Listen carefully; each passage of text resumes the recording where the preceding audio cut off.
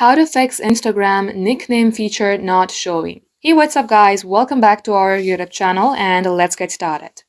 First of all, if you are facing that problem, you have to make sure that your application is updated.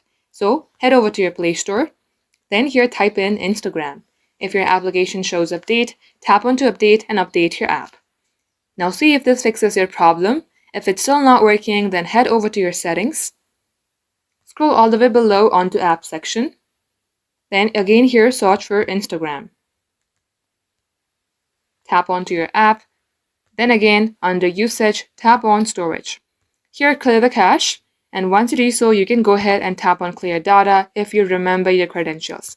If not, you can go ahead and skip this process. Now for the next step, tap on set as default and make sure this is untoggled. Likewise, tap on force stop on your bottom right hand side, then OK.